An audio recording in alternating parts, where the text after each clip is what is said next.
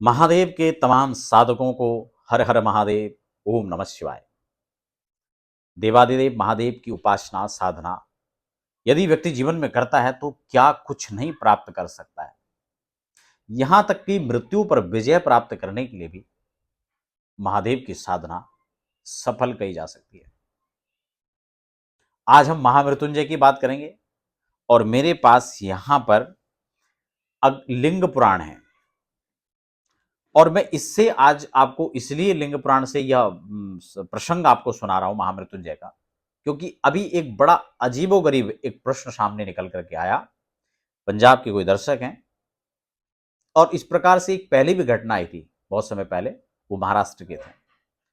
तो आज खासकर क्योंकि ये प्रश्न कई बार जब सामने आ चुका है तो मुझे लगा इस पर चर्चा करनी चाहिए। और खास बात इस बार जो है, जिन्होंने पंजाब से जो ये कार्यक्रम के बारे में मैं जो आज डिस्कस करने वाला हूं महामृत्युंजय, मैं आज का टॉपिक जो आपने देख लिया होगा थंबनेल में कि क्या मृत्यु को पर भी प्राप्त किया जा सकता है, ये प्रश्न नहीं है। क्या मरा हुआ व्यक्ति पुनः जीवित हो सकता है महामृत्युंजय से, ये प्रश्न है।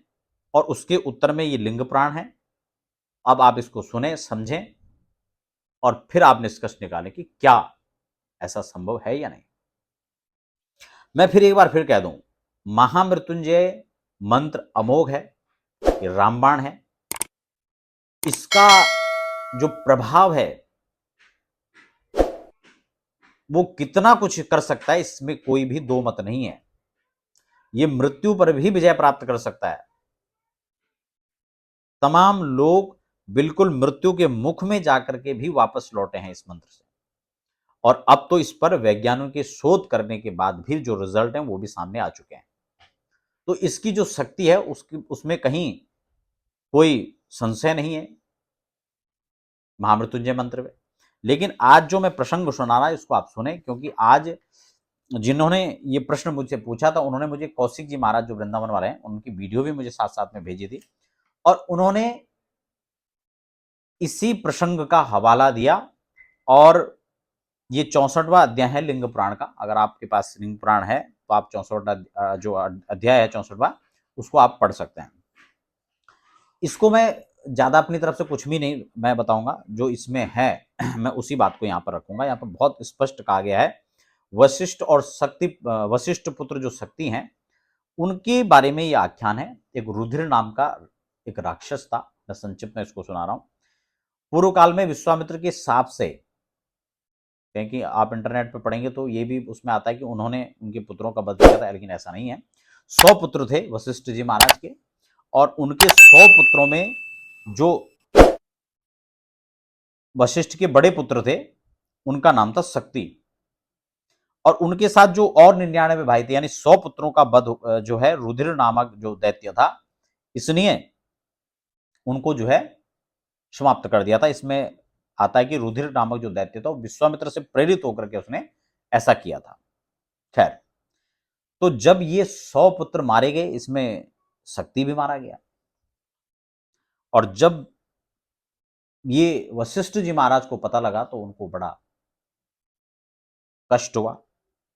नष्टम कुलम मिति श्रुत्वा मर्तुम चक्रे मतिम तदा स्मरन पुत्र शतम चेव शक्ति ज्येष्ठम च शक्तिमान। यानी शक्ति के साथ में 100 पुत्र और जो थे, उनकी मृत्यु के पश्चात वशिष्ठ जी महाराज को बड़ा कोप हुआ, बड़ा दुख हुआ। दुखित मन से उनकी जो मनस्थिति थी वो प्रतिदिन उनको परेशान करने वाली थी। उनकी पत्नी अरुंधति थी, उन्होंने भी इनकी व्यथा को देखा, खुद भी परेशान थी।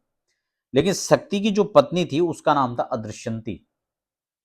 पुत्रवधु, उसी पुत्रवधु ने अपने आप को भी दोषी माना, अपने सास ससुर से भी कहा कि आप कृपया इस प्रकार का जो मैं समझ सकती हूँ कि मैं इसके लिए खुद भी कहीं ना कहीं, उन्होंने अपने आप को इसमें दोषी माना, जबकि ऐसा नहीं है।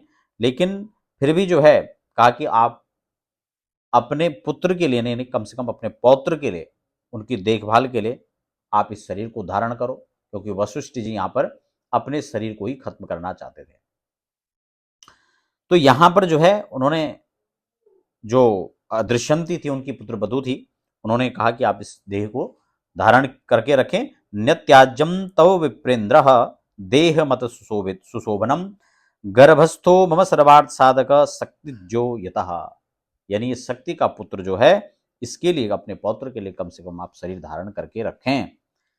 ठीक हो गया? क्योंकि इसको आप नष्ट ना करें, क्योंकि सभी अर्थों में सिद्ध करने वाला, सभी अर्थों को जो सिद्ध करने वाला शक्ति पुत्र है वो अभी मेरे गर्भ में है, ऐसा अदृश्यंती ने कहा।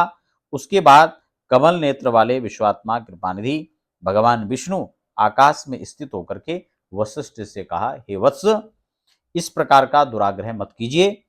अपने पौत्र के मुख कमल से यह ऋचा निकली है। वो ऋचा कौन सी थी उसको मैं आगे बताऊंगा। हे शक्ति, हे मुने हैं, शक्ति का यह पुत्र यानी आपका जो प्रपौत्र, आपका जो पौत्र है वो मेरे समान ही शक्ति संपन्न होगा, मेरे समान शक्तिशाली होगा। और अतः हे पुत्र, तुम उनका श्रेष्ठ जो शोक है उसको त्यागो और उठिए, यह गर्भस्थ शिशु रुद्र का भक्त होगा। कौन? जो शक्ति का पुत्र है, जो गर्भ में पल रहा था। तो ऐसा कह करके दयालु भगवान विष्णु वहीं अंतर्धान हो जाते हैं, उनको समझा करके। आगे इसमें सुंदर कथा है। अदृश्यंती जो थी उन्होंने कहा, हे यदि मुनिश्रेष्ठ जीवन की रक्षा करने का निश्चय किया है तो मैं किसी रूप में अपने अशुभ या शुभ, अब इसको अशुभ या शुभ जो भी कह लो, इस देह की मैं रक्षा करूंगी, ऐसा मैंने भी निश्चय किया है। मेरे मन की कठोरता है, जो मैंने प्राणतुल्य अपने पति को छोड़ दिया है, यानी उनको उनकी मृत्यु हो गई है और तो भी मैं जीवित हूं, ये मेरे लिए बड़े विडंबना की बात है। इस प्रकार से उन्होंने अपने आप को भी कहीं ना कहीं जो अपने मन में जो क्षोभ था वो भी यहां पर प्रकट किया। और शक्ति पत्नी अत्यंत तेजस्वी पुत्र को समय आने पर उन्होंने जन्म दिया।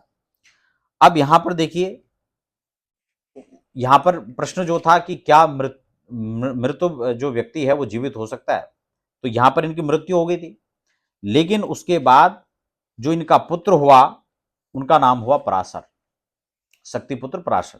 ठीक है ना? तो जब इनका जन्म हुआ तो इन्होंने अपनी माता और अपने पितामह, अपने मातामही को, उनके कष्ट को देख करके, और तब इन्होंने भगवान शिव का जो है स्तवन किया, पूजन किया।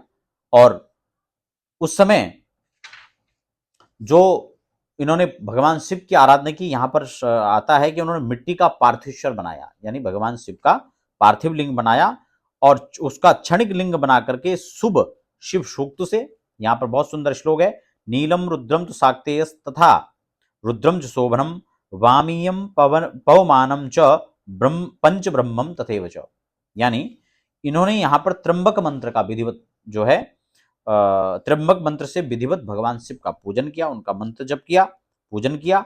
और त्वरित रुद्र, शिव संकल्प सूक्त, नील सूक्त, उद्यम रुद्र, वामीय, पवमान और पंच ब्रह्म, यानी सद्यो जाति जो 5 मंत्र हैं उसमें होत्र सूक्त, लिंग सूक्त, अथर्व शीर्ष, इन सब का जो है मंत्र जप आदि इन्होंने किया और रुद्र को अष्टांग अर्घ्य प्रदान करके यथाशक्ति उनका अभ्यर्चन इन्होंने यहां पर किया। वे शाक्तेय पुत्र, वे शाक्तेय यानी वह पाराशर शक्ति पुत्र भगवान शिव से इन सब की स्तुति के साथ में प्रार्थना करने लगे।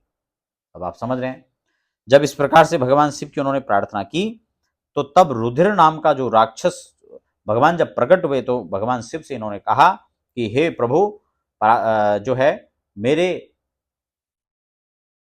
पिता का वध और उनके साथ में मेरे जो पिता के भाई थे उनको रुधिर नाम के राक्षस ने जो है उनको तेज संपन्न उनको सबको भक्षण कर लिया था। अतः मैं अपने माता पिता की प्रसन्न, अपने पिता माता की प्रसन्नता के लिए अपने पिता का पुनः पुनः दर्शन कराना चाहता हूं। तब जो है शक्तिपुत्र पराशर उसी क्षण उनको उनका दर्शन होता है अपने पिता का, उनके अपने अंतरिक्ष में उन्होंने अपने बड़े भाइयों के साथ उनको देखा सूर्यमंडल में, और इस प्रकार से उनको दर्शन होता है, वो लौट कर नहीं आते हैं, क्योंकि जो एक बार देह जा चुकी है, खत्म हो चुकी है, पांच भौतिक देह समाप्त हो चुकी है, वो फिर वापस नहीं आएगा महामृत्युंजय से। इस बात को समझें। हाँ, ये जरूर है कि जो मृत्यु के मुख में जाने वाला है, जब तक उसका शरीर है पांच भौतिक देह, तब तक उसके लिए किया गया जब उसको वापस ला सकता है। तो इसमें बहुत स्पष्ट है। तो इसमें कहीं भी इस प्रकार का कोई प्रसंग नहीं है कि वो मृत्यु होने के पश्चात सदैव वापस आए, ऐसा इसमें कोई वर्णन नहीं है। मैंने इसमें जो संक्षिप्त में कथा दी वो आपको सुना दिया है। लिंग पुराण आप खुद भी पढ़ सकते हैं, इसका 65वां अध्याय यह है।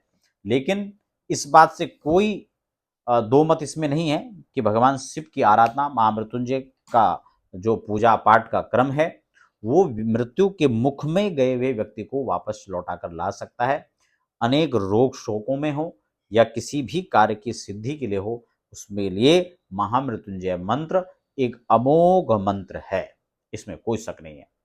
महामृत्युंजय पूजा पाठ को लेकर मैं पहले कार्यक्रम में चर्चा कर चुका हूँ, कैसे इसको करना चाहिए, कैसे आप कर सकते हैं, कितने ब्राह्मण कितने दिन में कर सकते हैं, आप स्वयं करना चाहते हैं तो कैसे करें, वो सब डिटेल में उस कार्यक्रम को आप देख सकते हैं। फिलहाल आज के जो मुख्य बिंदु था आज के टॉपिक का वो यही था कि क्या मृत्यु को प्राप्त हुआ व्यक्ति वापस लौट सकता है।